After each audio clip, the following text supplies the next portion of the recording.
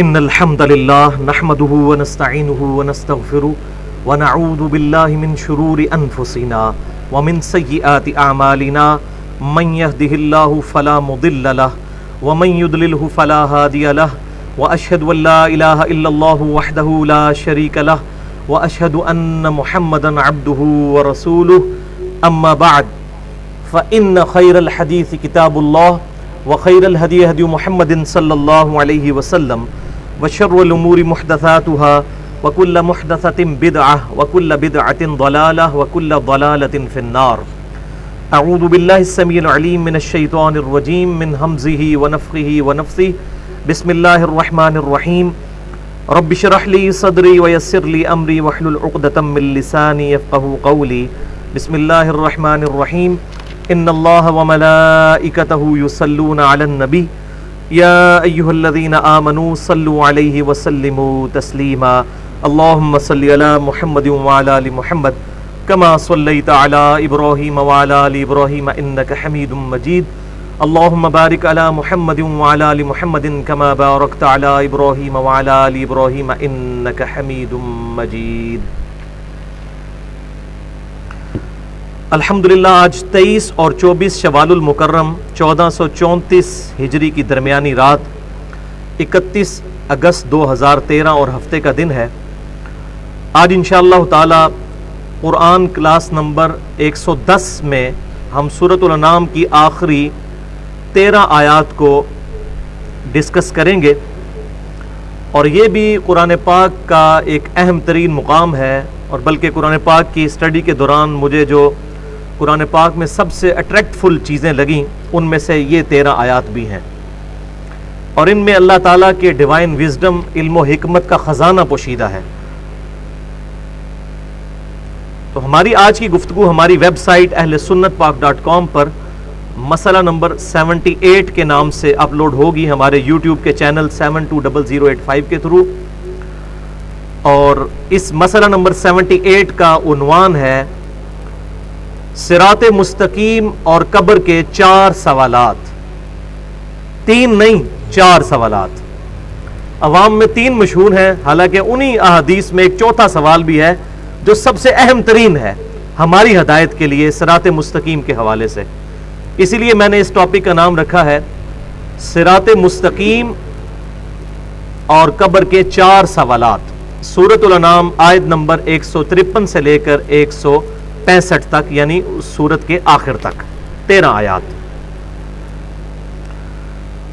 اور یہ جو 78 کی نسبت اس حوالے سے بھی ہے کہ سورۃ الحج کی آیت نمبر 78 آخری آیت ہے. بسم اللہ الرحمن الرحیم. ملت ابیکم ابراہیم ہوا سماکم المسلمین من قبل وفی ھذا. پیروی کرو اپنے باپ ابراہیم علیہ السلام کے دین کی کہ جنہوں نے اس قرآن کے نزول سے بہت پہلے تمہارا نام مسلم رکھ دیا تھا. اور وفی ھذا، اس کتاب میں اللہ تعالیٰ نے ابراہیم علیہ السلام کی اس بات کو انڈورس کرتے ہوئے اس کتاب میں بھی تمہارا نام مسلم رکھ دیا. تو صراط مستقیم پر وہی ہوگا جو کہ مسلم ہوگا، فرقہ واریت کی لعنت سے دور. آج انشاءاللہ اس ٹاپک پہ بھی اس میں آیات آ جائیں گی. تو یہ واحد مقام ہے سورۃ الحج کی آیت نمبر 78 جس کی نسبت سے مسئلہ نمبر 78 کہ جس میں اللہ تعالیٰ نے مسلم لفظ کو ایز اے صفت استعمال نہیں کیا بلکہ ایز اے ناؤن استعمال کیا ہے، نام کے طور پر. باقی جگہوں پر جہاں بھی ذکر آیا عموماً وہ اپنے اصطلاحی معنوں میں آتا ہے، بلکہ لغت کے معنوں میں آتا ہے. یہاں پر اصطلاحی معنوں میں آیا. لغت کے معنوں میں مسلم کا مطلب ہے سر تسلیم، خم کرنے والا. To acquire peace by submitting your will to اللہ.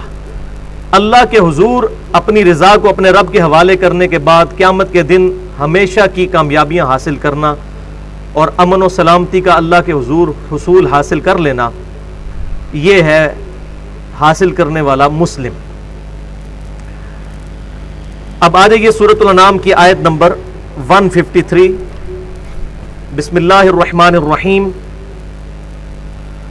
وَأَنَّ هَذَا صِرَاطِي مُسْتَقِيمًا اور بے شک یہ ہے میرا راستہ جو کہ سیدھا ہے، فاتبعوہ، تو اس راستے کی پیروی کرو، اس کی اتباع کرو۔ یہ پروفٹ صلی اللہ علیہ وسلم کے ذریعے امت کو کہلوایا جا رہا ہے کہ آپ صلی اللہ علیہ وسلم کی اتباع کرنا دراصل سیدھے راستے کی پیروی ہے، اور بے شک یہ ہے سیدھا راستہ میرا، فاتبعوہ، اس کی پیروی کرو، ولا تتبعوا السبل، اور ادھر ادھر کے راستوں کی پیروی مت کرنا، فتفرق بکم، اس کا رزلٹ یہ نکلے گا وہ تمہیں جدا کر دیں گے، فرقے میں ڈال دیں گے، الگ کر دیں گے، عن سبیلی، میری راہ سے، یعنی صراط مستقیم سے ہٹ کر کسی بھی اور راستے کی پیروی کی تو وہ تمہیں میرے راستے سے، یعنی آن دا بہاف آف پروفٹ آپ صلی اللہ علیہ وسلم کے ذریعے اللہ تعالیٰ نے فرمایا کہ وہ اللہ کے راستے سے وہ چیزیں تمہیں دور کر دیں گی۔ ذالک وصاکم بہ، یہ ہے وہ بات، اصل کانٹے کی بات جس کی تمہیں اللہ تعالیٰ وصیت کرتا ہے، لعلکم تتقون، تاکہ تم بچ سکو قیامت کے دن کی تباہی سے، اس کے عذاب سے بچ سکو۔ اب یہ آیت ہے قرآن پاک میں اہم ترین آیات میں سے، سورۃ الانعام کی آیت نمبر 153۔ اس کی صحیح ایکسپلینیشن ہے، مسند امام احمد میں صحیح سند کے ساتھ ایک حدیث موجود ہے، سیدنا عبداللہ ابن مسعود رضی اللہ تعالیٰ عنہ اس حدیث کے راوی ہیں۔ اس کا ایک ترک سنن ابن ماجہ میں بھی ہے لیکن وہ ضعیف ہے، جو اس کی صحیح سند ہے وہ مسند امام احمد میں انٹرنیشنل نمبرنگ کے مطابق 4142 نمبر حدیث ہے، اور سنن نسائی الکبریٰ کے اندر بھی انٹرنیشنل نمبرنگ کے مطابق 11174 نمبر حدیث ہے۔ کتاب التفسیر چیپٹر میں امام نسائی رحمۃ اللہ علیہ المتوفہ 303 ہجری اسی حدیث کے کانٹیکسٹ میں، اسی آیت 153 نمبر سورۃ الانعام کی اس کے کانٹیکسٹ میں یہ حدیث لے کر آئے ہیں۔ بڑی زبردست حدیث ہے۔ حدیث کے الفاظ کچھ اس طرح ہے کہ آپ صلی اللہ علیہ وسلم نے ایک دفعہ سیدھی لکیر کھینچی زمین پر یوں، اور پھر اس کے دائیں اور بائیں کچھ ٹیڑھی لکیریں کھینچی یوں، جس کو آج کل ماڈرن فلسفی میں کہتے ہیں فش بون ڈایاگرام، یعنی جو مچھلی ہوتی ہے اس کے جو ہڈیوں کا ڈھانچہ ہے اس کی شکل آپ صلی اللہ علیہ وسلم نے بنائی، یعنی ایک یوں لکیر اور یوں دونوں طرف لکیریں، اور پھر آپ صلی اللہ علیہ وسلم نے یہ جو درمیان والی لائن تھی اس پر یوں انگلی رکھ کر آپ صلی اللہ علیہ وسلم نے یوں کرتے ہوئے ساتھ ہی یہ آیت تلاوت فرمائی، یہی سورۃ الانعام کی آیت نمبر 153، وَأَنَّ هَذَا صِرَاطِي مُسْتَقِيمًا، اور بے شک یہ ہے میرا راستہ جو کہ بالکل سیدھا راستہ ہے، سیدھا جنت کی طرف، اللہ کی رضا کی طرف، فَاتَّبِعُوهُ، اسی کی پیروی کرو، وَلَا تَتَّبِعُوا السُّبُلَ، اور ادھر ادھر کے راستوں کی پیروی مت کرنا، فَتَفَرَّقَ بِكُمْ عَنْ سَبِيلِهِ، یہ تمہیں اللہ کے راستے سے جدا کر دیں گے، اس سے فرقے میں ڈال دیں گے، ذَلِكَ وَصَّاكُمْ بِهِ لَعَلَّكُمْ تَتَّقُونَ، یہ ہے وہ چیز جس کی تمہیں وصیت کی جاتی ہے تاکہ تم بچ سکو اللہ کے حضور۔ پھر آپ صلی اللہ علیہ وسلم کے الفاظ اسی حدیث میں ہے کہ آپ صلی اللہ علیہ وسلم نے فرمایا کہ یہ جو دائیں بائیں کی لکیریں ہیں فش بون ڈایاگرام کے اندر، یہ والی درمیان والا تو ہے صراط الذین انعمت علیہم، جس کی ہم دعا کرتے ہیں اہدنا الصراط المستقیم صراط الذین انعمت علیہم، تو آپ صلی اللہ علیہ وسلم نے فرمایا یہ جو دائیں بائیں باقی لکیریں ہیں یہ شیطان کے راستے ہیں، اور ہر لکیر پر ایک شیطان بیٹھا ہے جو کہ تمہیں اپنی طرف بلا رہا ہے، یعنی گمراہی کی طرف۔ اصل راستہ ہے درمیان کا۔ اس سے ایک بات تو بالکل کلیئر ہو گئی کہ امام کائنات سید الاولین والآخرین شفیع المذنبین رحمت للعالمین سیدنا و مولانا امام اعظم محمد رسول اللہ صلی اللہ علیہ وسلم نے یہ بات بالکل صحیح طریقے سے امت تک پہنچا دی کہ صراط مستقیم صرف ایک ہے۔ یہ جو عوام میں مشہور ہے نا کہ جتنے بھی راستے ہیں یہ اللہ ہی کی طرف جاتے ہیں، چاہے کسی بھی بزرگ کے پیچھے لگ جاؤ، کسی بھی سلسلے کے پیچھے لگ جاؤ، کسی بھی امام کے پیچھے لگ جاؤ، یہ سارے کے سارے راستے ایک ہی جگہ جا رہے ہیں، تو یہ بات بالکل غلط ہے۔ سیدھا راستہ ایک ہی ہے، وہ آپ صلی اللہ علیہ وسلم کا مبارک راستہ ہے۔ آپ صلی اللہ علیہ وسلم کے اس راستے سے ہٹ کر جتنے بھی راستے بنائے گئے کسی امام نے نہیں بنائے وہ راستے، اماموں کے نام پر غلط راستے ڈیوائز کیے گئے، جیسا کہ عیسیٰ ابن مریم علیہ السلام کے نام پر کرسچینٹی بنائی گئی، حالانکہ عیسیٰ علیہ السلام وجیہن فی الدنیا والآخرہ ہیں، ان کا کوئی قصور نہیں ہے اگر 1.75 billion Christians on the face of earth, 1.25 ارب عیسائی اگر اس دنیا پر عیسیٰ علیہ السلام کے بارے میں ڈیوینٹی کلیم کر رہے ہیں کہ وہ اللہ کے بیٹے ہیں یا وہ اللہ ہی ہے، تو اس میں عیسیٰ علیہ السلام کا کوئی قصور نہیں ہے۔ البتہ ہم کرسچینٹی کے ان غلط عقائد کو تو رد کریں گے، اس میں عیسیٰ علیہ السلام کی توہین نہیں ہے، بلکہ ان کے نام پر بنائے گئے غلط عقائد کی اس کی مذمت کرنا مقصود ہے۔ بالکل اس طریقے سے آپ صلی اللہ علیہ وسلم کے مقابلے پر چاہے کسی بھی ہستی کو کھڑا کیا گیا کسی بھی نظریے کے ساتھ مقابلے پر، جو فیور پہ ہے وہ تو ٹھیک ہے، جو مقابلے پر ہیں تو وہ راستے سب کے سب شیطان کے راستے ہیں، وَلِعَاذُ بِاللَّهِ تَعَالَى۔ تو صراط مستقیم صرف ایک ہے، واحد کے صیغے کے ساتھ آیا۔ سورۃ الفاتحہ میں بھی ہم اللہ کے حضور اسی صراط مستقیم کی دعا کرتے ہیں، اہدنا الصراط المستقیم، اے اللہ ہمیں سیدھے راستے پر چلا، سیدھا راستہ دکھا، صراط الذین انعمت علیہم، راستہ ان لوگوں کا جن پر تیرا انعام ہوا۔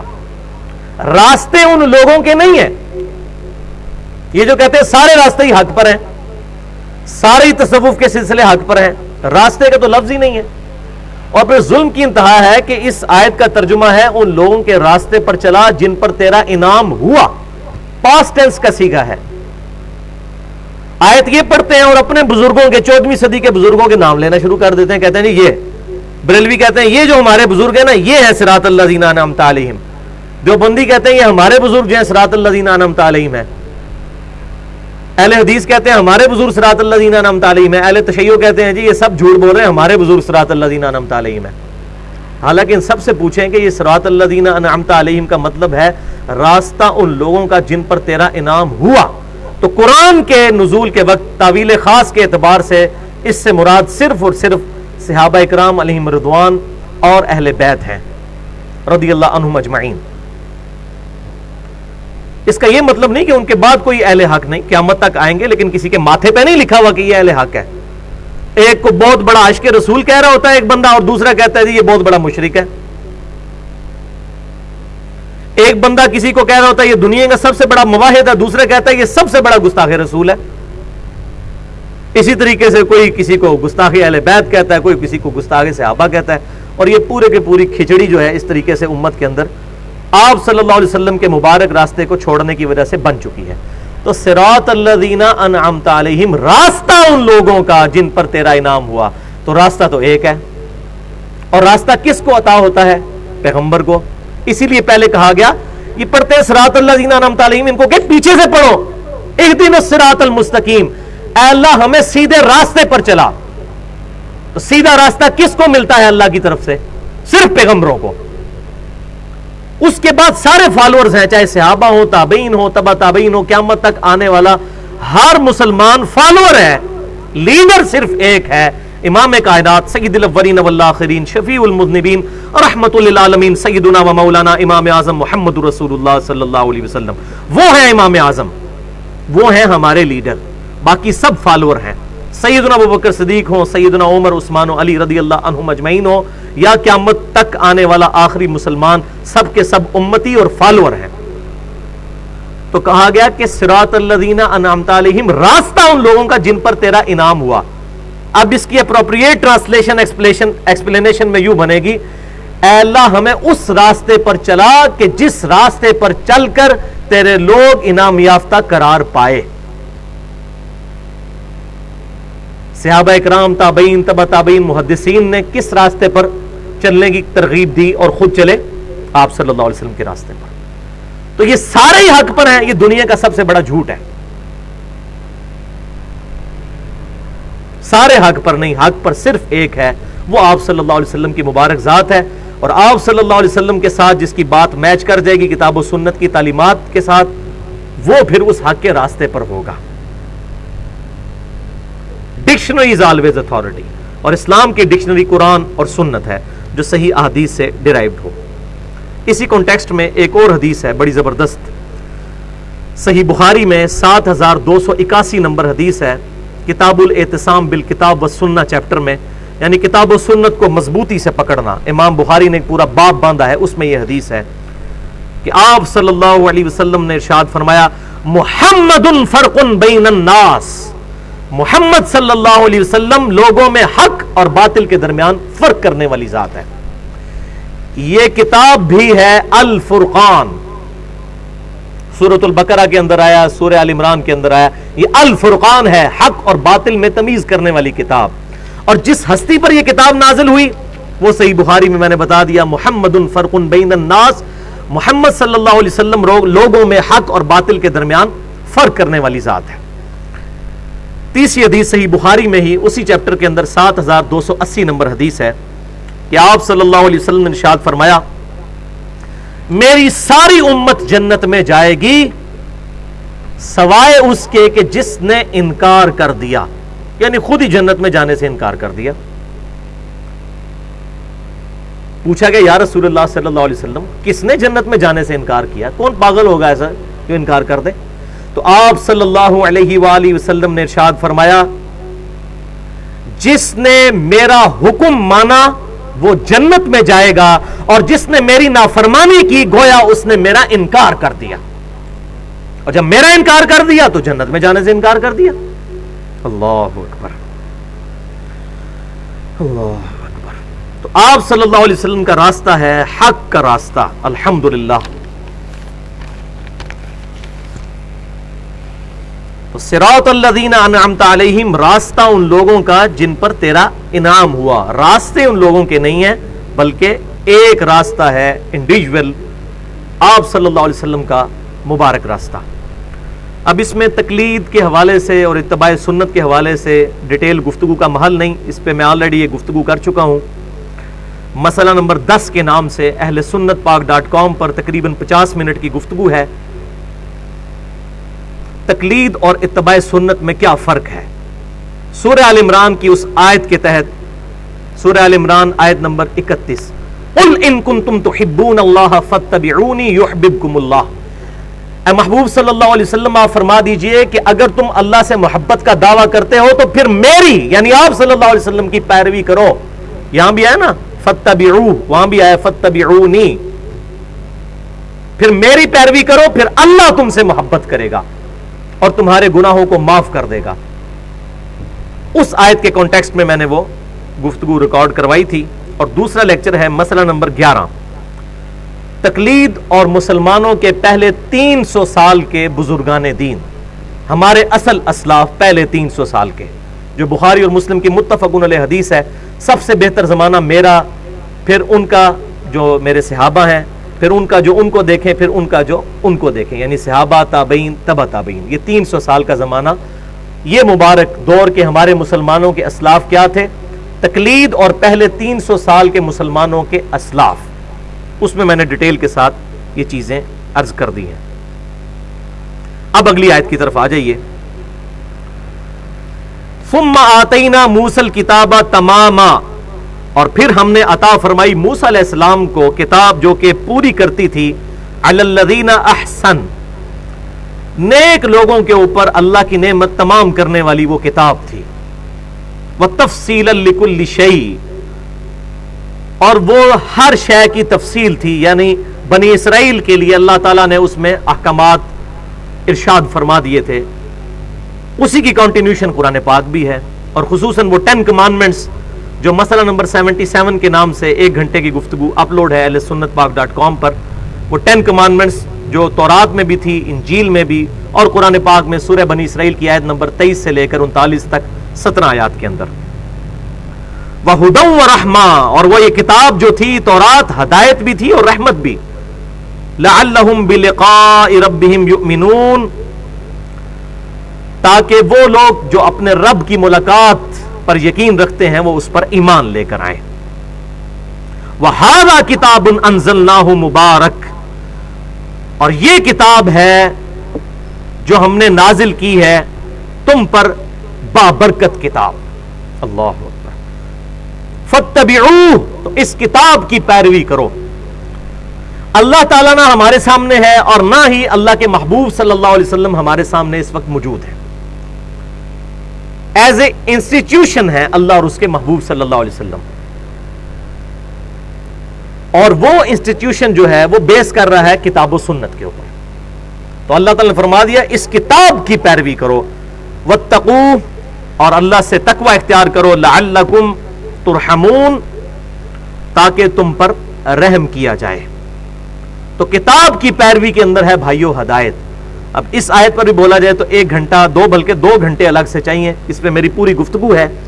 یوم عرفہ یعنی 9 ذی الحجہ 1432 ہجری کی جو رات تھی, اس میں میں نے مسئلہ نمبر 1 کے نام سے اہل سنت پاک.com پر وہ گفتگو ہے امام الانبیاء کی دعوت قرآن, جس پہ ہمارا یہ ریسرچ پیپر بھی ہے, ریسرچ پیپر نمبر 4 امام الانبیاء کی دعوت قرآن صلی اللہ علیہ وسلم.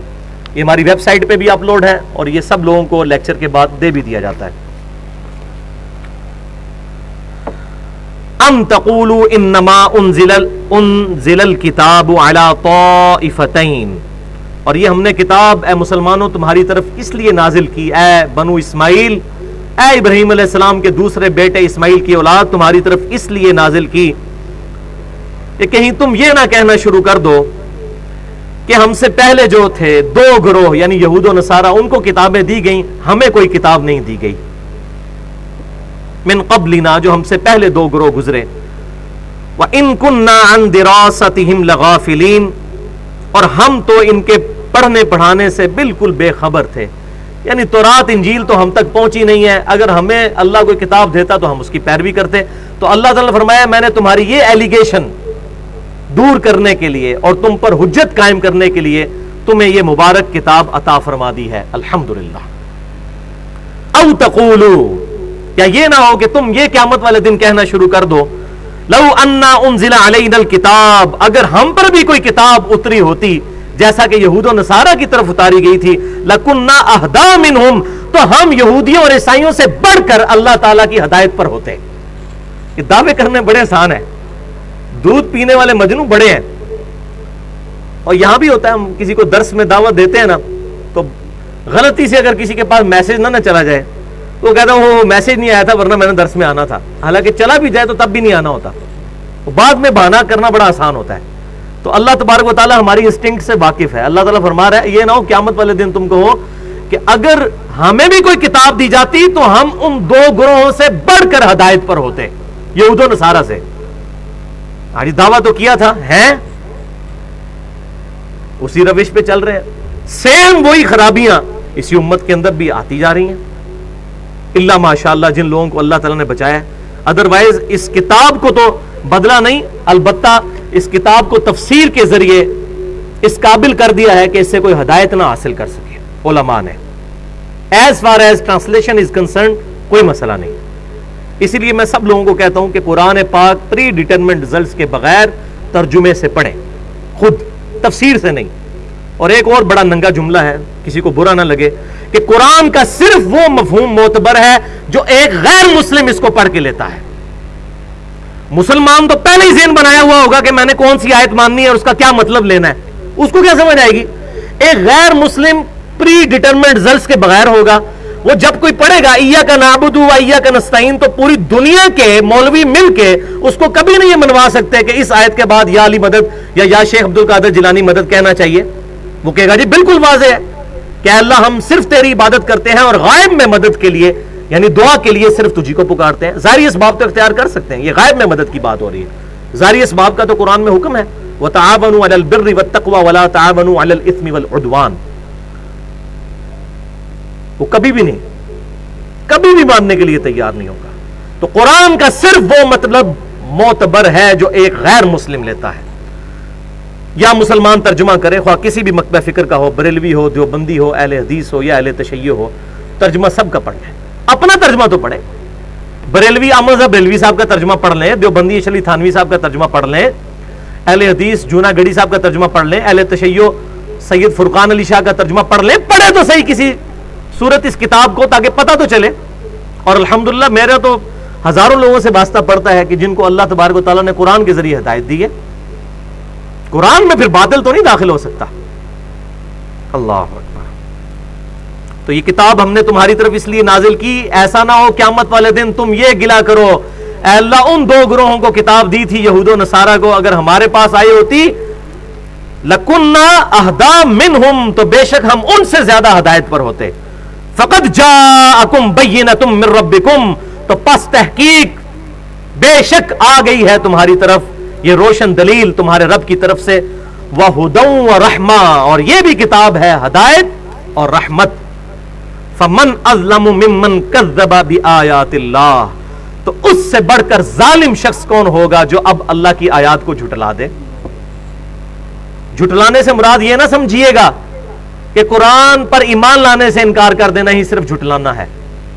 قرآن کو ماننا اور مرضی اپنی کرنی یہ بھی قرآن کو جھٹلانا ہے. اسی لیے میں کہتا ہوں صرف اللہ اور اس کے رسول کو ماننا ضروری نہیں, اللہ اور اس کے رسول کی ماننا بھی ضروری ہے. قرآن کو ماننا ضروری نہیں, صرف قرآن کی ماننا بھی ضروری ہے. قرآن پر ایمان ہے اور سودی کاروبار اسی طریقے سے جاری ہے, رزق حرام کی کوئی پرواہ نہیں ہے. قرآن پر ایمان ہے لیکن فجر کے وقت آنکھ کھولنے کا دل ہی نہیں کرتا, خاک ایمان ہے. اس سے بڑا ظالم کون ہے جسے اللہ تبارک و تعالیٰ کی آیات کو جس نے جھٹلا دیا. وَصَدَفَ عَنْهَا اور ان آیات سے منہ پھیر لیا. اور ٹھیک ہے جی باتیں ہوں گی, اے جہاں مٹھا اگلا کس نے ڈٹھا. اور بھئی یہ دنیا تو میٹھی ہے اگلی پتہ نہیں کسی نے دیکھی بھی ہے کہ نہیں. یہ ہم زبان حال سے تو یہی کہہ رہے ہوتے ہیں, قال سے نہ کہیں لیکن ہمارا پریکٹیکل ایٹیچیوڈ تو یہی بتاتا ہے. سَنَجْزِي الَّذِينَ يَصْدِفُونَ عَنْ آيَاتِنَا سُوءَ الْعَذَابِ بِمَا كَانُوا يَصْدِفُونَ ان قریب ہم سزا دیں گے ان لوگوں کو جو ہماری آیات سے منہ موڑ لیتے تھے بڑا برا عذاب بدلے میں اس کے کہ جو ان آیات سے وہ بما کانوا یصدفون کنارہ کشی اختیار کرتے تھے, اس سے منہ پھیر لیا کرتے تھے.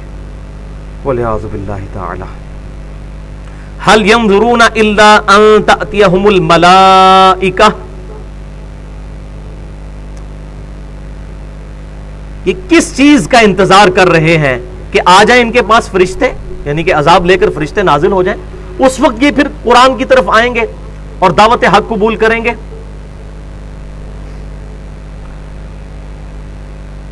او یاتی ربک یا خود تمہارا رب ان کے پاس آ جائے.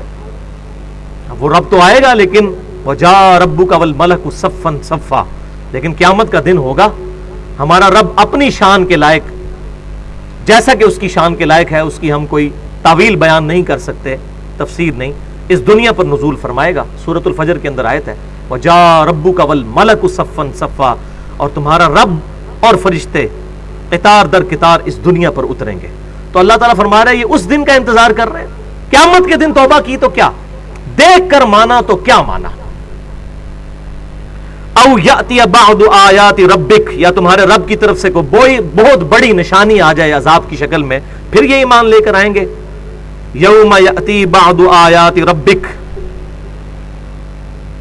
اور تمہارے رب کی نشانی پھر جس دن آئے گی قیامت سے پہلے, اس کا ذکر صحیح بخاری کے اندر موجود ہے کہ قرب قیامت سے پہلے ایک دفعہ سورج جو ہے مغرب میں غروب ہونے کے بعد دوبارہ مغرب سے طلوع ہوگا.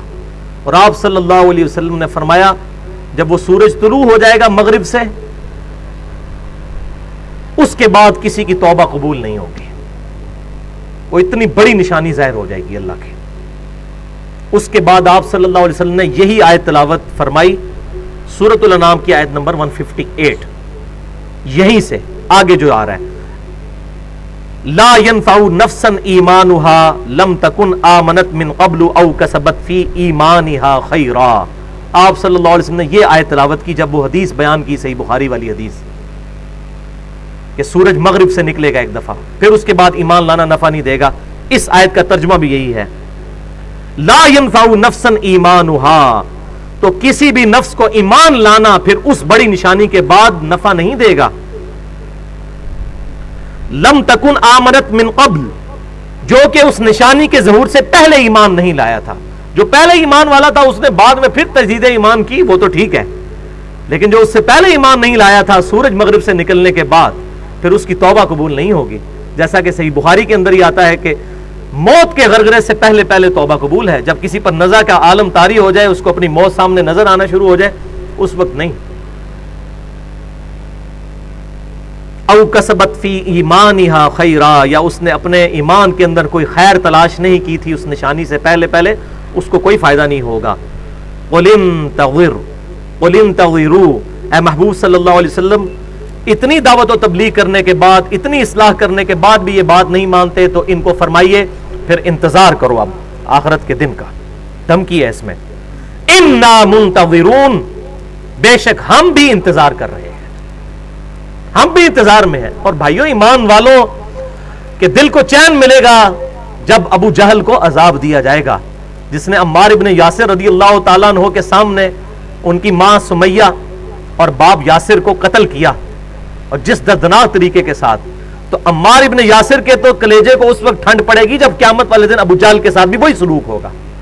تو اے محبوب فرما دیجئے انتظار کرو, پھر ایمان نہیں لاتے. ہم بھی انتظار میں ہیں اس دن کے کہ جب اللہ تعالیٰ ہمارے اور تمہارے درمیان فیصلہ کرے گا. وَلِعَوْذُ بِاللَّهِ تَعَالَى.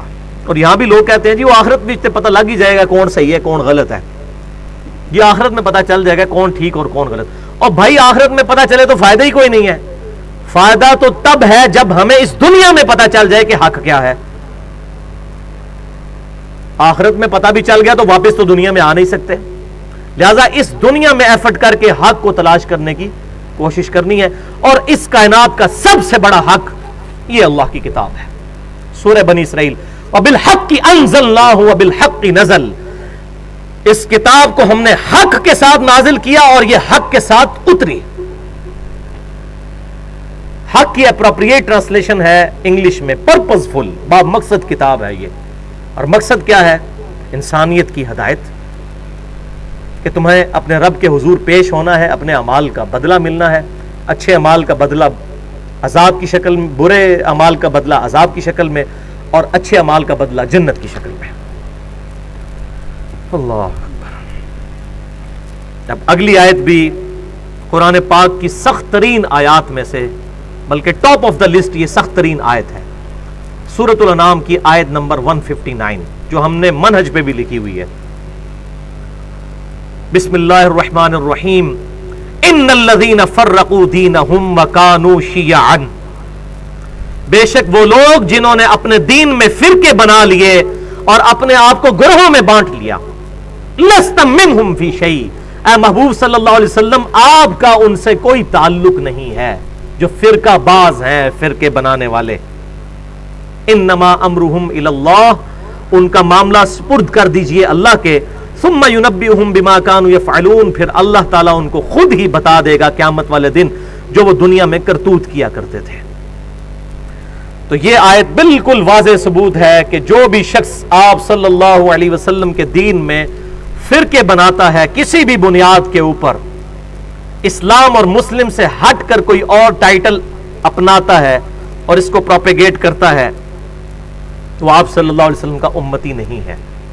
اچھا, بعض لوگ اس کی تفسیر میں وہ بات بھی کرتے ہیں کہ جی یہ آپ صلی اللہ علیہ وسلم نے یہودیوں کو کہا تھا, ان کے بارے میں تھا کہ جن لوگوں نے اپنے دین میں فرقے بنائے آپ کا ان سے تعلق نہیں ہے, کیونکہ یہودیوں نے فرقے بنا لیے تھے اور انہوں نے انبیاء کی تعلیمات کو چھوڑ دیا تھا.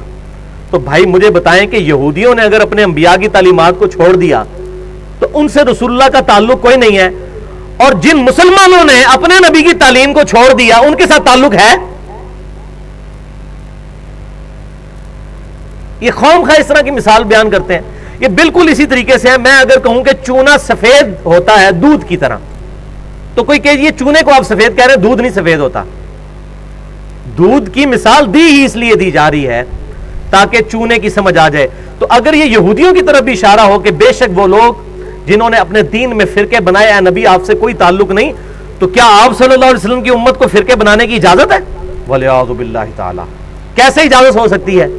قرآن پاک میں کیٹاگوریکل مسلمانوں کو خطاب کر کے, کافروں کو نہیں, مسلمانوں کو خطاب کر کے اللہ تبارک و تعالیٰ نے ارشاد فرمایا وَاعْتَصِمُوا بِحَبْلِ اللَّهِ جَمِيعًا وَلَا تَفَرَّقُوا, اللہ کی رسی کو مضبوطی سے تھام لو اور فرقہ واریت میں مت پڑو. اور یہ اللہ کی رسی قرآن ہے جو غدیر خم کی حدیث ہے صحیح مسلم کے اندر, وہ آگے میں انشاءاللہ بیان بھی کر دوں گا. اللہ کی کتاب اللہ کی رسی ہے، اس کو مضبوطی سے پکڑ لو اور فرقہ واریت میں مت بٹو۔ وَلِعَاذُ بِاللَّهِ تَعَالَى۔ اس پہ میں نے پوری گفتگو کی ہے، مسئلہ نمبر 72 کے نام سے میری 10 ویڈیوز میں سے 12 کلپ اٹھا کر تقریباً 2 گھنٹے کی گفتگو ہے۔ مسئلہ نمبر 72، فرقہ واریت، علماء اور بزرگ اور اتحاد امت۔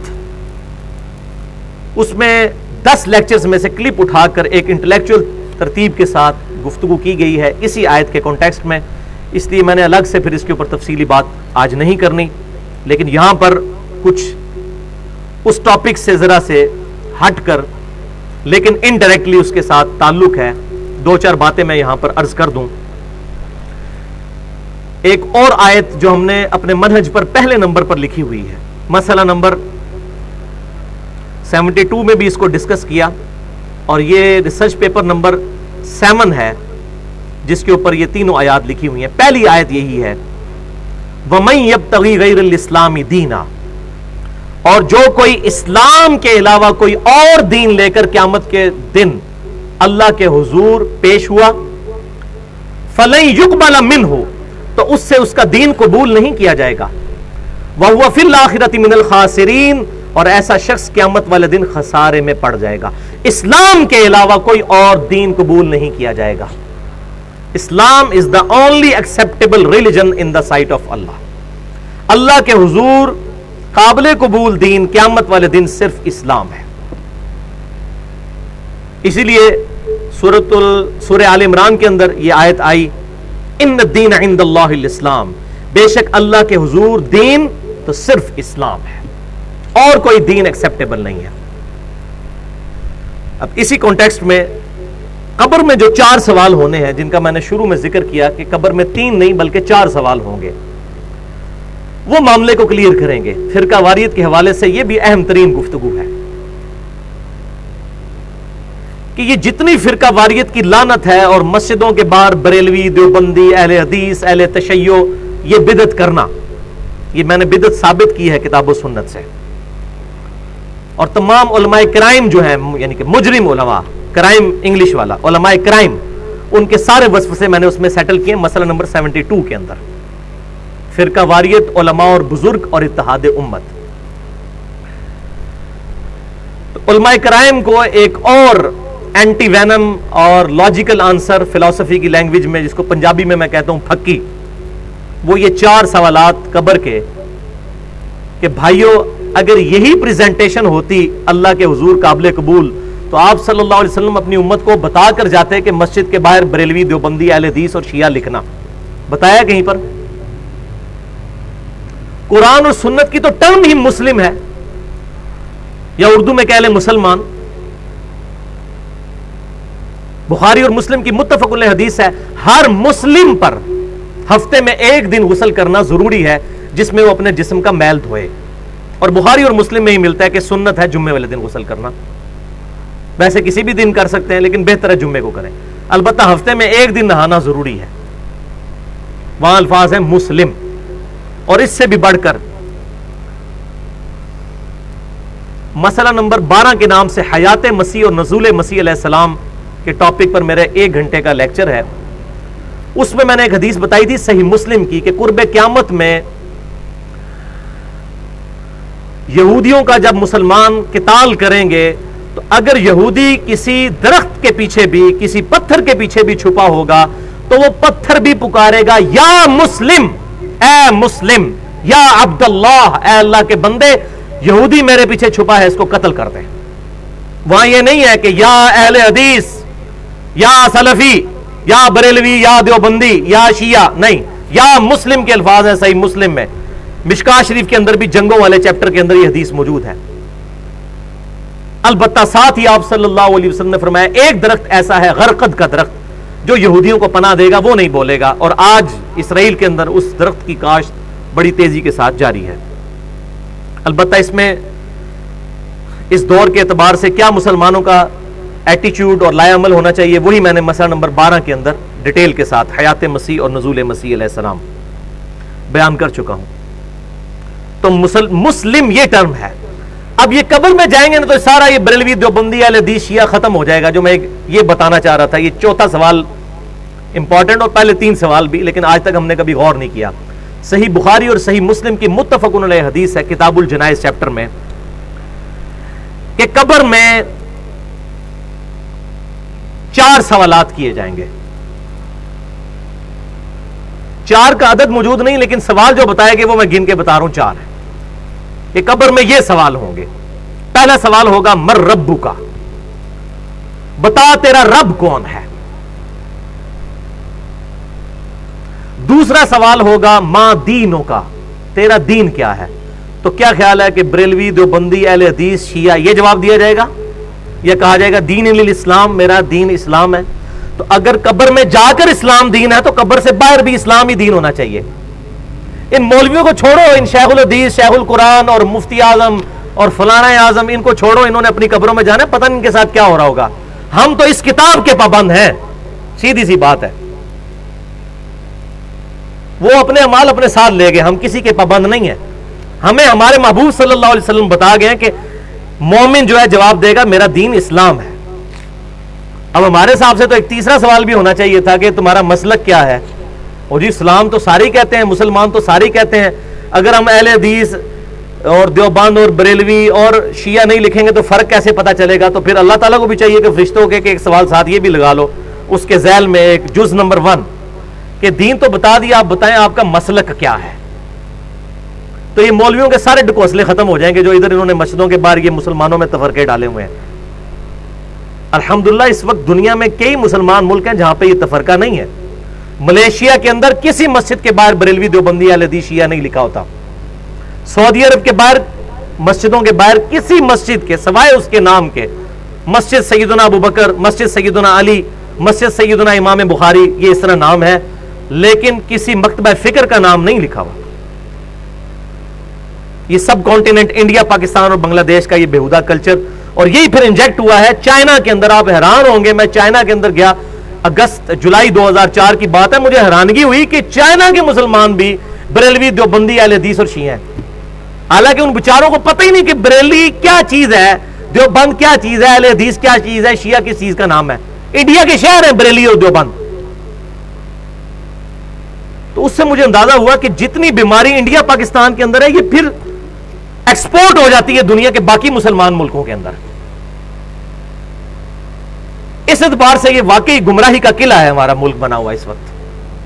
کہ جتنی گمراہی ہیں یہی باہر جاتی ہیں, ایکسپورٹ ہوتی ہیں. اچھی چیز تو بڑی مشکل سے, اب شکر ہے حق کی آواز یوٹیوب کے ذریعے پہنچنا شروع ہوئی ہے, ورنہ چینلز پہ تو کوئی بات ہی نہیں ہمارے جیسے لوگوں کو کرنے دیتا. اللہ اکبر. تیسرا سوال ہوگا ما کنت تقول فی حق ھذا الرجل, اس مرد کے بارے میں تو دنیا میں کیا کہا کرتا تھا, کیا عقیدہ تھا. یعنی نبی صلی اللہ علیہ وسلم کے بارے میں سوال ہوگا. ترمذی کے الفاظ ہیں من نبیوں کا, تیرا نبی کون ہے. تو دونوں سوال ٹھیک ہیں. اس میں جو کہتے ہیں کہ قبر میں نبی صلی اللہ علیہ وسلم آ جائیں گے, ایسی بات نہیں ہے, کیونکہ مسند امام احمد میں ایک حدیث موجود ہے. وہ شخص پھر پوچھے گا کہ آپ کس مرد کے بارے میں مجھ سے پوچھ رہے ہیں. تو فرشتہ کہے گا الذی بعث فیکم, اس شخص کے بارے میں جس کو اللہ نے تم میں نبی بنا کر مبعوث کیا تھا. پھر کہے گا مومن ہوا محمد رسول اللہ, وہ تو اللہ کے رسول محمد تھے صلی اللہ علیہ وسلم. اس میں جتنی وہ چیما گوئیاں ہوتی ہیں وہ میں نے مسئلہ نمبر 7 کے نام سے حاضر و ناظر سے متعلق فرقہ وارانہ نظریات کا تحقیقی جائزہ, اس میں نے ڈیٹیل کے ساتھ اس چیز کو ایڈریس کیا. آج محل نہیں ہے, جس کو شوق ہو وہ دیکھ سکتا ہے.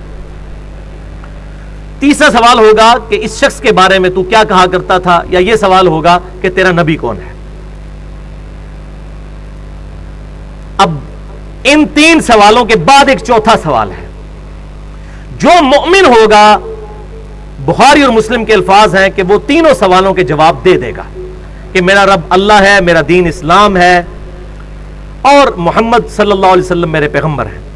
اس کے بعد جب وہ جواب دے لے گا تو جو مؤمن ہوگا, اس کے بارے میں مسند امام احمد میں انٹرنیشنل نمبرنگ کے مطابق 18,733 نمبر, اور سنن نبی داؤد کے اندر 3,212 اور 4,753, یہ 2 حدیثیں سنن نبی داؤد میں. الفاظ آگے چلتے ہیں کہ جب وہ جواب دے لے گا تو فرشتے پھر اس سے سوال پوچھیں گے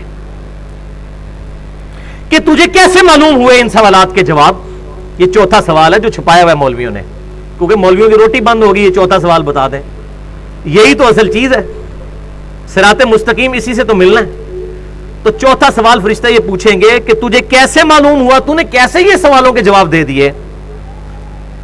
تو وہ مومن کہے گا میں نے کتاب اللہ پڑھی تھی تو میں نے اس کتاب کی تصدیق کی اور میں ایمان لے کر آیا۔ میں نے کیا چیز پڑھی تھی؟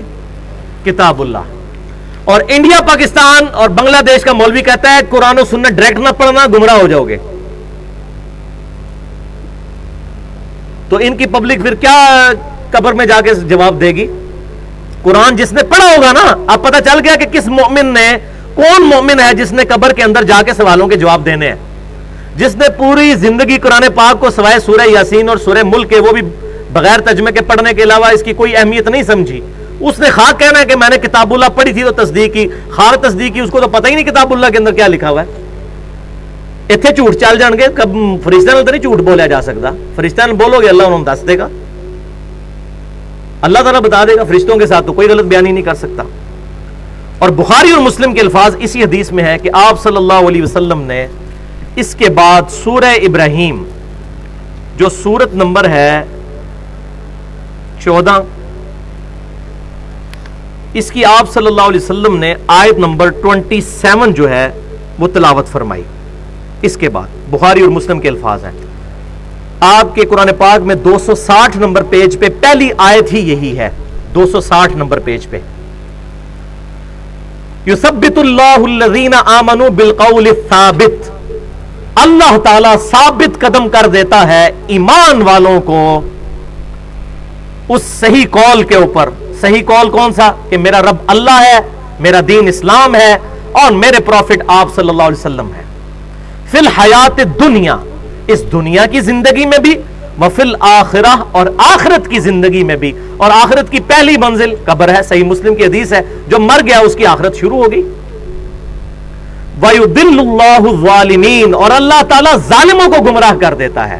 ظالم کون ہے؟ جو کتاب نہیں پڑھتے، وہ آگے آ جائے گا، ابھی تو منافق نے جو جواب دینے ہیں، اور اس کے جواب میں چوتھا سوال جو فرشتے کریں گے وہ آگے میں بتاتا ہوں۔ تو گمراہ کر دیتا ہے اللہ تعالیٰ ان ظالموں کو، خود نہیں گمراہ کرتا، انہوں نے گمراہی خریدی ہے۔ وَيَفْعَلُ اللَّهُ مَا يَشَاءُ، اور اللہ تعالیٰ جو چاہتا ہے کرتا ہے۔ اللہ تعالیٰ کو کوئی روک نہیں سکتا، زبردستی تو اس نے ہدایت نہیں دینی ہے، ہاں جو چاہتا ہے گمراہی اس کو دے گا، اور جو ہدایت چاہے گا وَالَّذِينَ جَاهَدُوا فِينَا لَنَهْدِيَنَّهُمْ سُبُلَنَا، سورہ العنکبوت کی آخری آیت ہے، جو لوگ ہماری راہ میں کوشش کریں گے ہم ان کے لیے اپنی راہیں کھول دیں گے۔ تو آپ صلی اللہ علیہ وسلم کے بخاری اور مسلم میں الفاظ ہیں، آپ نے سورہ ابراہیم کی آیت نمبر 27 تلاوت فرمائی اور کہا کہ یہ پڑھ کے دیکھ لو قرآن پاک میں کہ اللہ تعالیٰ ایمان والوں کو دنیا میں بھی قول ثابت کے اوپر قائم رکھتا ہے، اور آخرت یعنی قبر میں بھی، اور قیامت کے دن بھی۔ اور وہ قول ثابت کیا ہے؟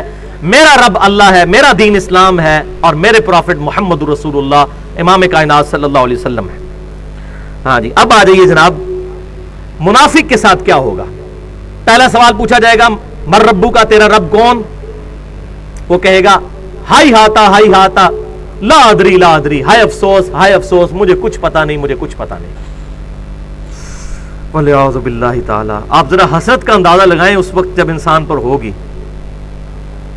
یہ نہ سمجھیے گا کہ یہ جو دنیا میں کلمے پڑھتے رہتے ہیں تو آخرت میں بھی کلمہ پڑھ لیں گے، اس طرح نہیں ہوگا، اتنا سوکھا کام نہیں ہے۔ وہ تو حدیث میں بتا چکا صحیح بخاری سے شروع میں کہ جس نے میری اطاعت کی وہ جنت میں جائے گا، اور جس نے میری نافرمانی کی اس نے میرا انکار کر دیا۔ انکار کرنے والے، جس نے دنیا میں رسول اللہ کی ماننے سے انکار کر دیا صلی اللہ علیہ وسلم، قبر میں کیسے رسول اللہ کو مان لے گا وہ؟ اللہ اکبر۔ منافق سے دوسرا سوال ہوگا، وہ کہے گا مجھے نہیں پتا۔ تیسرا سوال ہوگا، مجھے کہے گا مجھے نہیں پتا۔ اللہ اکبر۔ پھر چوتھا سوال اس سے ہوگا، وہ تجھے سوالوں کے جواب کیوں نہیں آ رہے؟ فرشتے پوچھیں گے یہ چوتھا سوال منافق سے، یا وہ جو گناہگار شخص ہے اس سے۔ تو اب آگے سے سنیں وہ کیا کہے گا۔ میرے خیال ہے اکثریت اللہ معافی دے شاید پاکستانیوں کی اسی جواب پر ہوگی۔ وہ کہے گا میں وہی کہتا تھا جو لوگ کہتے تھے، سن سنا کے سنی۔ اسی تے شروع تو یہ کر رہے ہیں، ہم تو شروع سے یہی کر رہے ہیں۔ میں وہی کہتا تھا جو لوگ کہتے تھے، یہ الفاظ بخاری اور مسلم دونوں میں موجود ہیں، اور میں انٹرنیشنل نمبر بھی بخاری کا بتا دوں 1374 کتاب الجنائز میں بخاری کے الفاظ ہیں. وہ کہے گا میں وہی کہتا تھا جو لوگ کہتے تھے چوتھے سوال کے جواب میں. اللہ اکبر والعیاذ باللہ تعالی. اب یہاں پر بات ختم نہیں ہوئی، اس لیے میں کہتا ہوں پڑھ پڑھا کے سنی بنے، سن سنا کے سنی نہیں، سن سنا کے سننی ہو جائیں گے. فرشتے پھر اس کو ڈانٹتے ہوئے کہیں گے تم نے خود پڑھ کر حق حاصل کرنے کی کوشش کیوں نہیں کی. یہ بھی اسی بخاری 1374 میں الفاظ ہیں، تم نے خود پڑھ کر حق حاصل کرنے کی کوشش کیوں نہیں کی. آگے پھر میں حق بجانب ہوں نا کہ پھر وہ آگے اس کو کہنا چاہیے، وہ قیامت والے دن تو کہے گا، وہ امام الانبیاء کی دعوت قرآن والے میں بھی ہے، اے اللہ ہمارے بزرگوں کو دگنا عذاب دے کہ ان کی وجہ سے ہم گمراہ ہوئے. تو پھر وہ کہے گا نا کہ سانو بزرگاں نے مار چھڑیا، انہوں نے دگنا عذاب دے. قرآن کے الفاظ ہیں، سورۃ العذاب کا آخری رکوع پڑھ کے دیکھ لیجئے، اے اللہ ہمارے بزرگوں کو دگنا عذاب دے. اور سورہ حمیم و سجدہ میں تو اس سے بھی سخت الفاظ ہیں، اے اللہ ہمارے بزرگوں کو ہمارے حوالے کر، ہم انہیں اپنے پاؤں کے نیچے روندیں جن کی وجہ سے ہم گمراہ ہوئے. اور اس پہ میں نے پورا 2 گھنٹے کا لیکچر دے دیا ہے، بالکل ننگا لیکچر، بزرگوں کی اندھا دھند پیروی کا انجام اور اس کا علاج، مسئلہ نمبر 71A کے نام سے. اس میں ہی میں نے ساری آیات بتائی ہیں کہ قرآن پاک میں آخرت کی ناکامی کی سب سے بڑی وجہ بغیر تحقیق کے بزرگوں کو فالو کرنا ہے. اپنے ایک قادیانی اگر قادیانی بزرگوں سے ہی مسئلے پوچھے گا اس کو ختم نبوت کہاں سے سمجھ آئے گی؟ اسی طریقے سے باقی مکتبہ فکر کے لوگ بھی اگر اپنے اپنے بابوں کے پیچھے چلیں گے، خود نہیں پڑھیں گے. اب یہ اس کو پھر آگے کہنا چاہیے کہ جی یہ تو علماء کا کام ہے پڑھنا، جس طرح کہ ہمارے مولویوں نے پٹی پڑھا دی ہے، جی علماء کا کام ہے پڑھنا. فرشتے کہیں گے تو نے خود پڑھ کر کیوں نہیں حق حاصل کرنے کی کوشش کی؟ آلے بھی مسئلہ ختم نہیں ہوا. اس کے بعد الفاظ ہیں اسی حدیث کے صحیح بخاری کے کہ پھر فرشتے اس کے سر میں مہمان نوازی کے طور پر ہتھوڑا ماریں گے، وہ بالکل زمین کے برابر ہو جائے گا. اور بخاری کے الفاظ ہیں کہ اس کی آواز، اس کی چیخنے کی آواز اور ہتھوڑے کی آواز زمین و آسمان کی تمام مخلوقات سنیں گی سوائے جنوں اور انسانوں کے، کیونکہ وہ شریعت کے مکلف ہیں، وہ نہیں آواز سن سکتے.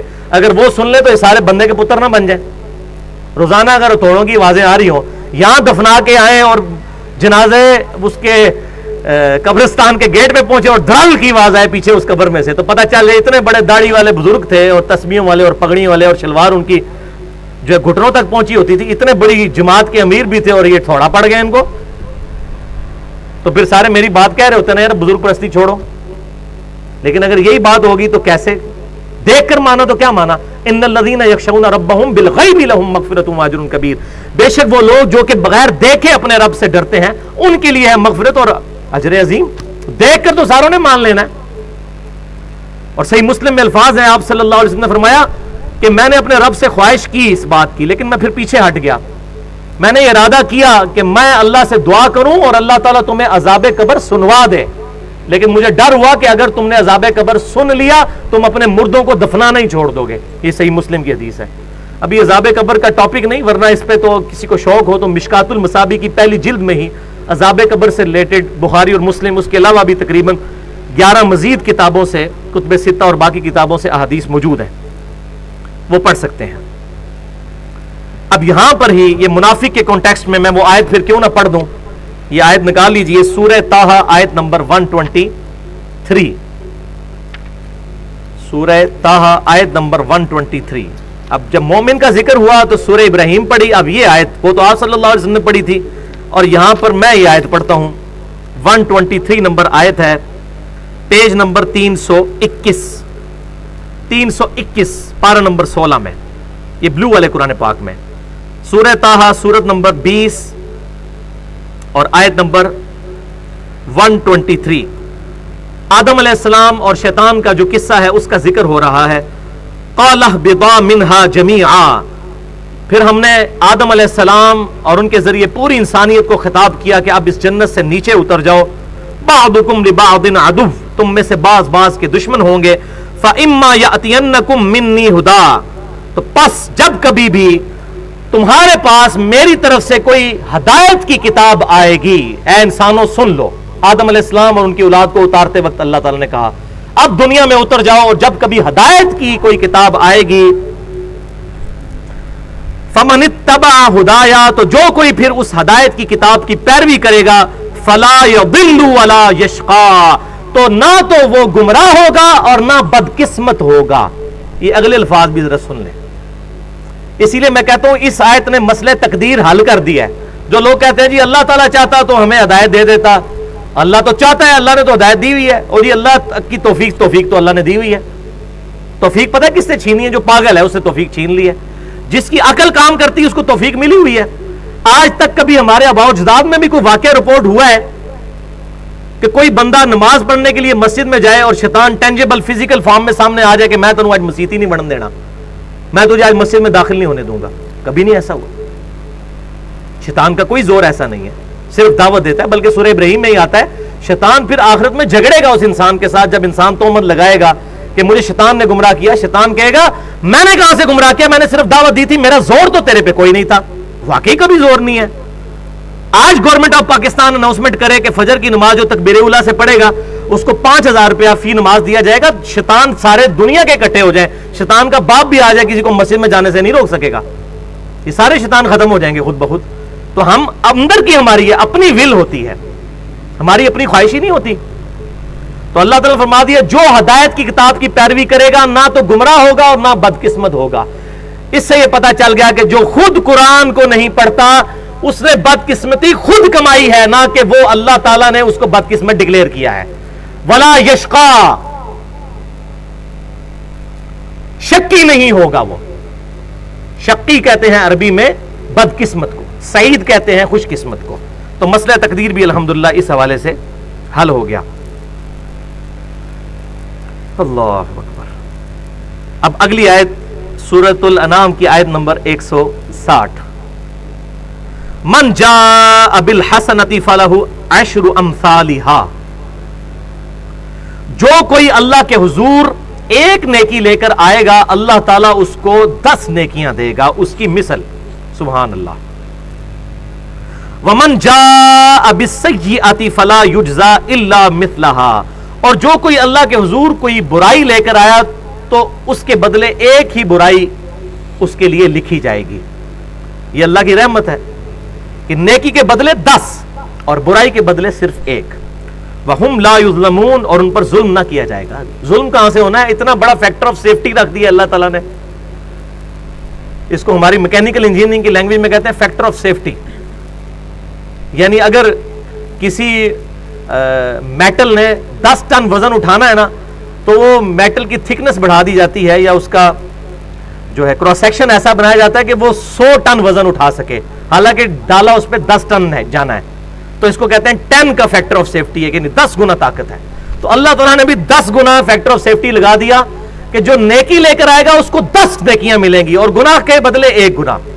اور اس سے بھی بڑھ کر بخاری اور مسلم میں اللہ تعالیٰ کی رحمت کا اس حوالے سے ذکر اللہ تعالیٰ کے محبوب صلی اللہ علیہ وسلم نے فرما دیا۔ بخاری اور مسلم کی متفق علیہ حدیث ہے کہ آپ صلی اللہ علیہ وسلم نے فرمایا کہ جب کوئی شخص نیکی کا ارادہ کرتا ہے اللہ تعالیٰ نیکی کرنے سے پہلے ہی اس کے لیے ایک نیکی لکھ دیتا ہے ارادے کے اوپر، اور جب وہ نیکی کر لیتا ہے تو اللہ تعالیٰ اس کی نیکی کو 10 سے لے کر 700 گنا تک بڑھا دیتا ہے۔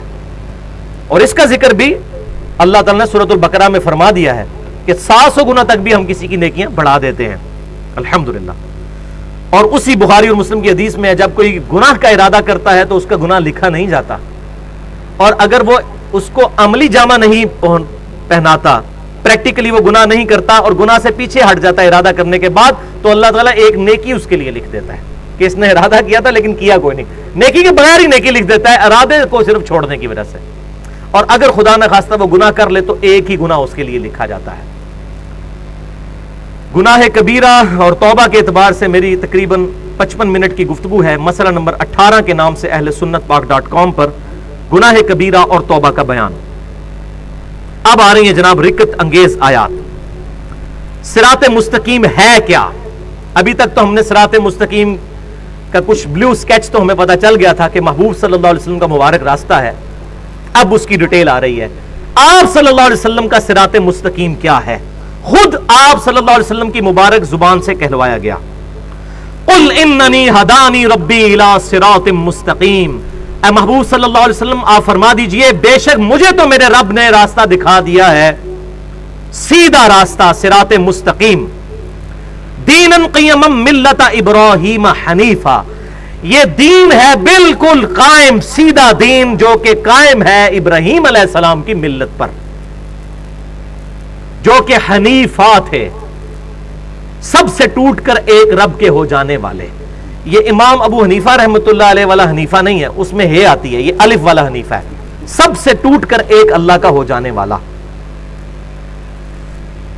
وَاذْكُرِ اسْمَ رَبِّكَ وَتَبَتَّلْ إِلَيْهِ تَبْتِيلًا، جو سورہ المزمل میں آتا ہے کہ اپنے رب کا ذکر کرو اور سب سے ٹوٹ کر ایک رب کے ہو جاؤ۔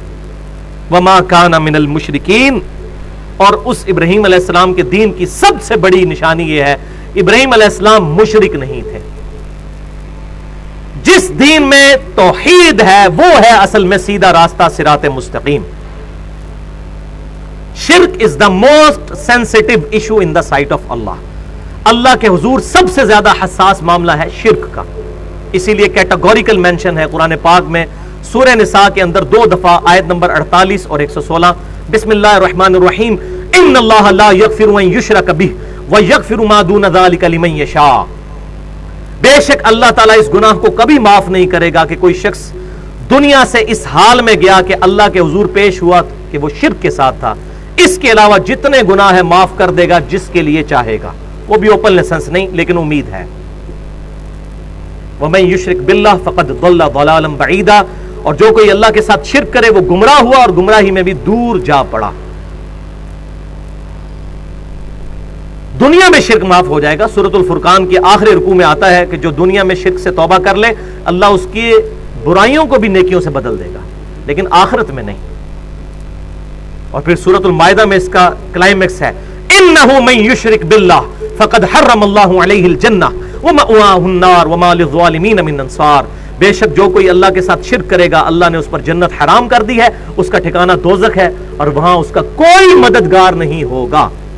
حتیٰ کہ امام کائنات صلی اللہ علیہ وسلم کی حدیث ہے، بخاری اور مسلم کی متفقن علیہ حدیث، کہ اللہ تعالیٰ نے ہر نبی کو ایک دعا دی تھی، مقبول دعا جو اس نبی نے اس دنیا میں کر لی، اور میں نے اپنی دعا اپنی امت کے لیے چھپا کر رکھی ہے قیامت کے دن کے لیے، میری دعا سے میرے ہر امتی کو نفع پہنچے گا سوائے اس شخص کے جس نے دنیا میں کسی قسم کا شرک کیا ہوا، مشرک کی شفاعت نہیں ہوگی۔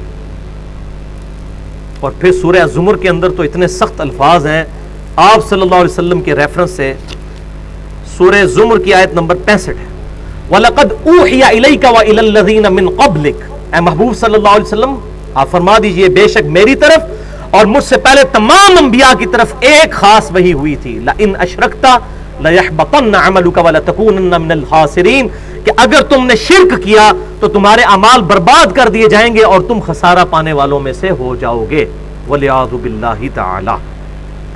اب توحید اور شرک کے حوالے سے میرے 2 لیکچرز ہیں، ایک مسئلہ نمبر 3 کے نام سے تقریباً پونے 2 گھنٹے کی گفتگو ہے، دعا صرف اللہ ہی سے، اس میں توحید کے حوالے سے جو اشکالات ہیں شرک کرنے والے لوگ دلاتے ہیں ان کو میں نے ایڈریس کیا ہے، اور دوسرا اسی کی ایکسٹینشن 1.5 گھنٹے کی گفتگو ہے، توسل اور وسیلہ کے صحیح احکام و مسائل، اس میں میں نے ڈیٹیل کے ساتھ اس کو ایڈریس کیا ہے۔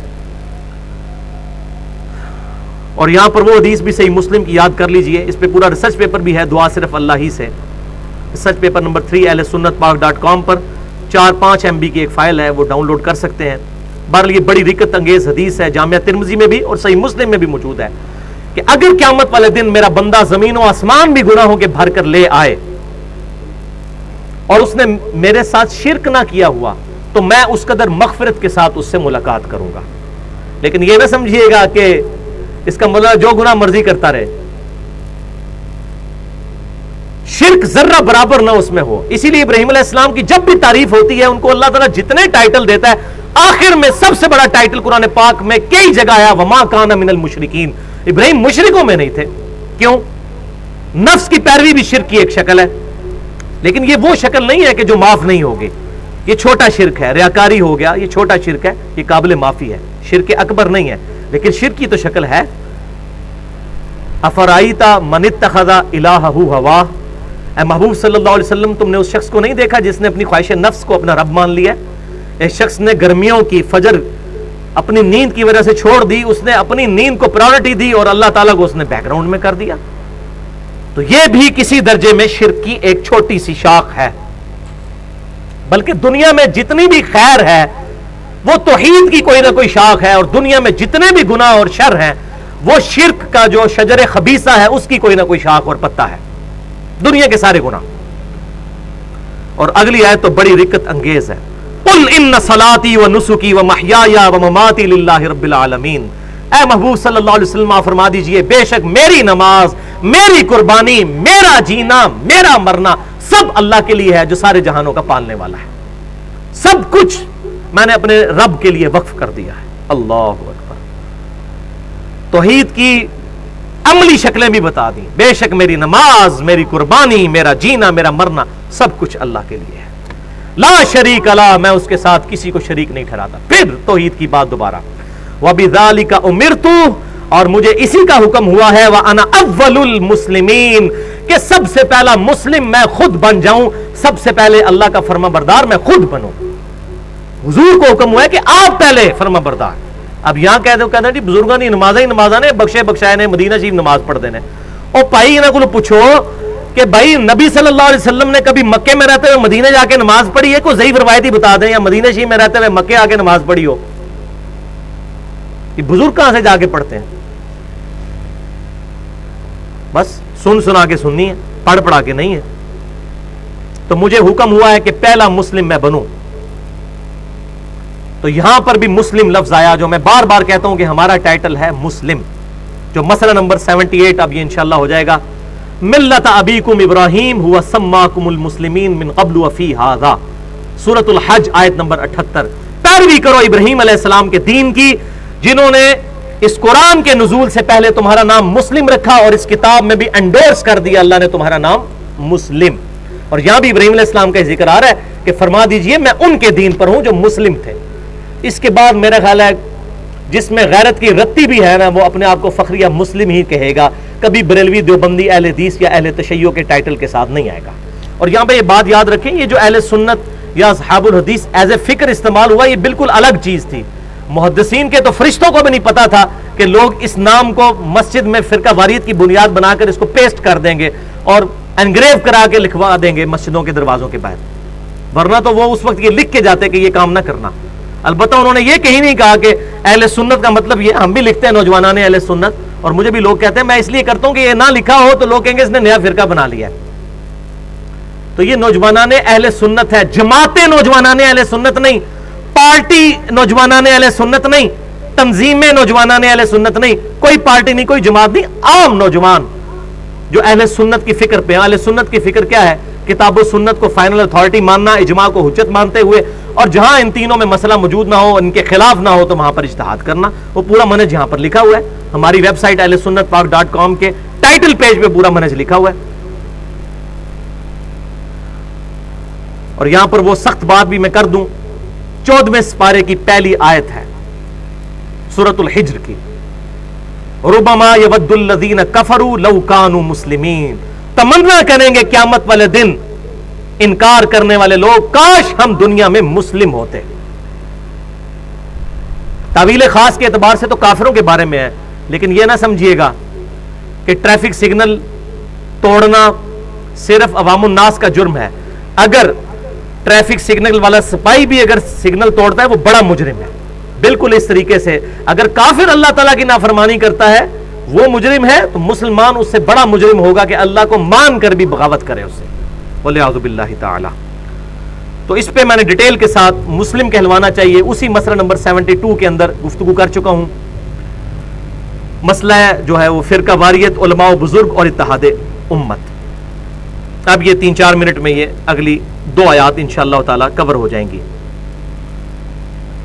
قل اغیر اللہ ابغی ربا وہو رب کل شیء. اے محبوب صلی اللہ علیہ وسلم آپ ان سے فرما دیجئے، کیا میں اللہ کے علاوہ کسی اور کو اپنا رب تلاش کروں جبکہ وہ ہر شے کا پالنے والا ہے، جو ساروں کا پالنے والا ہے؟ اس کو چھوڑ کر میں کسی اور کو اپنا مشکل کشا، حاجت روا اور اپنا جو ہے وہ پالنے والا مان لوں؟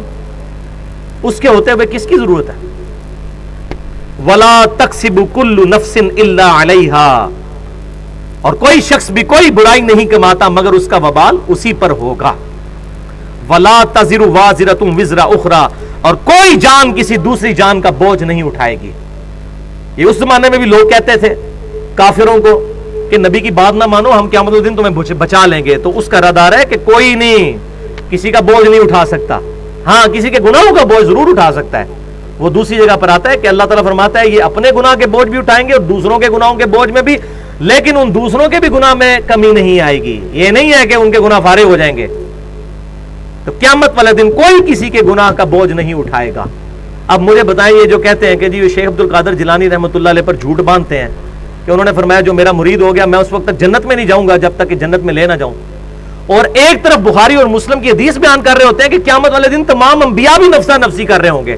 اس کا مطلب ہے کہ شیخ عبد القادر جیلانی کا درجہ انبیاء سے بھی زیادہ مانتے ہیں یہ لوگ, ولیعوذ باللہ تعالی. قیامت والے دن شفاعت کا حق صرف آپ صلی اللہ علیہ وسلم کی مبارک ذات کو ہے. وہ بخاری اور مسلم کی درجنوں احادیث بلکہ دنیا کی ہر حدیث کی کتاب میں موجود ہے. وہ مسئلہ نمبر 4 ہے شفاعت رسول صلی اللہ علیہ وسلم پر میری گفتگو اہل سنت پاک.com پر. کوئی جان کسی دوسری جان کا بوجھ نہیں اٹھائے گی. ثم الی ربکم مرجعکم, پھر تمہیں لوٹ کر تمہارے رب کے پاس ہی آنا ہے. کوئی نہیں, اکیلا رب. سورہ مریم کے اندر آتا ہے کہ قیامت والے دن ہر شخص اکیلے شخص کی حیثیت سے اللہ کے حضور پیش ہوگا. اللہ اکبر.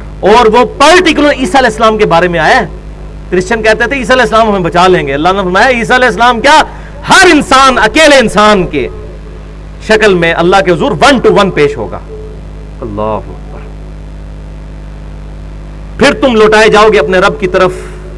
فَيُنَبِّئُكُمْ بِمَا كُنْتُمْ فِيهِ تَخْتَلِفُونَ, وہ تمہیں پھر بتا دے گا جس معاملے میں تم دنیا میں جھگڑا کیا کرتے تھے. دنیا میں بے شک جھگڑے کرتے رہو, آخرت میں تو وہی ہونا ہے جو اللہ کا قانون ہے. وَهُوَ الَّذِي جَعَلَكُمْ خَلَائِفَ الْأَرْضِ, اور وہی ہے جس نے تمہیں خلیفہ بنایا ہے زمین میں اپنا. وَرَفَعَ بَعْضُكُمْ فَوْقَ بَعْضٍ, اور تم میں سے بعض کو بعض پر فضیلت دے دی ہے.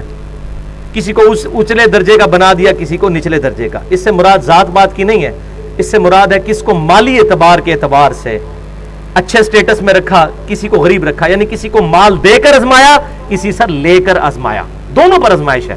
وہ اگلی بات اسی کے ساتھ ہے. تو کسی کو درجوں میں اوپر رکھا, کسی کو نیچے. لِيَبْلُوَكُمْ فِي مَا آتَاكُمْ, تاکہ جو کچھ تمہیں دیا گیا وہ اس میں تمہیں آزمائے. تم اپنے شاکلہ کے اندر رہ کر, جو سورہ بنی اسرائیل میں آتا ہے, ہر بندے کو علیحدہ سے سرکمسٹانسز دیے گئے.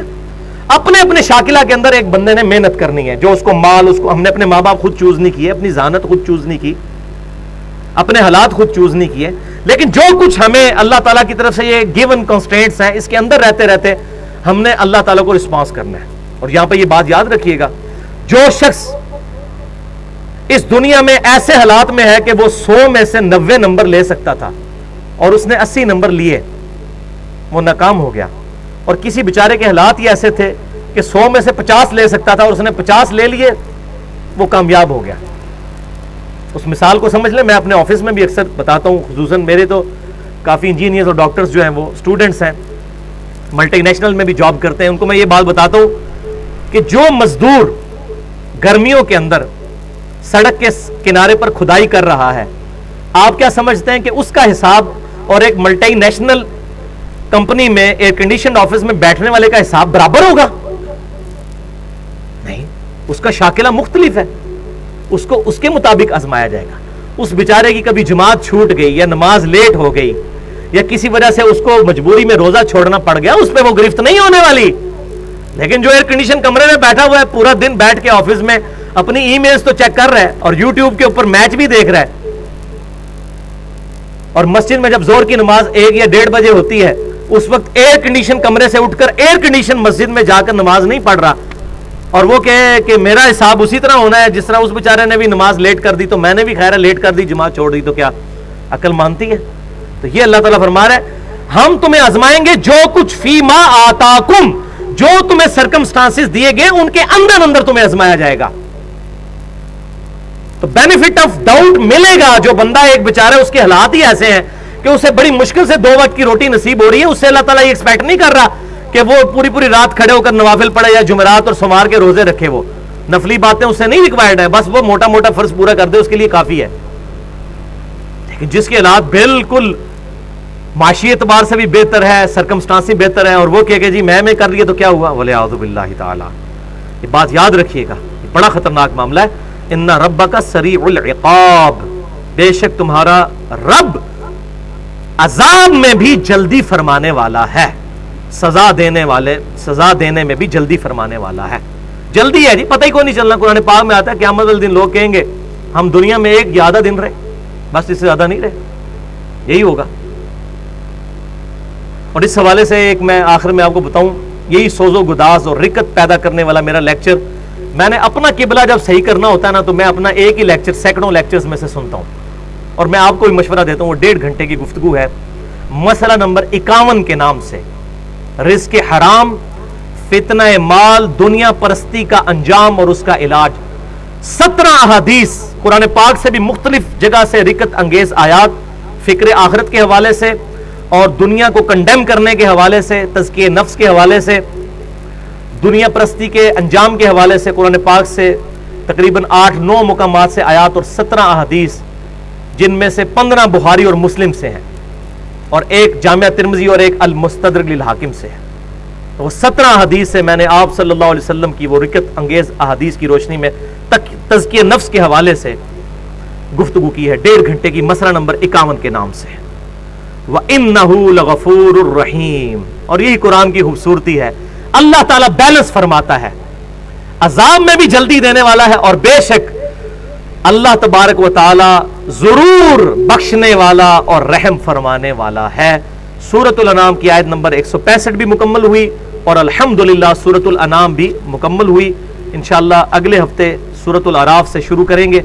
اللہ تعالیٰ سے دعا ہے کہ جو حق بات میں نے کہی ہمارے دلوں میں راسخ فرمائے، اور اگر جذبات میں میرے منہ سے کوئی غلط بات نکل گئی تو ہمیں ہمارے دلوں سے محو کر دے. ہمیں کتاب و سنت کی تعلیمات کو صحابہ اکرام اہل بیت عظام رضی اللہ عنہم اجمعین کی تعلیمات کے مطابق سمجھ کر دوسرے بھائیوں تک پہنچانے کی توفیق عطا فرمائے. سبحانک اللہم و بحمدک، اشہد ان لا الہ الا انت، استغفرک و اتوب الیک، وما علینا الا البلاغ المبین.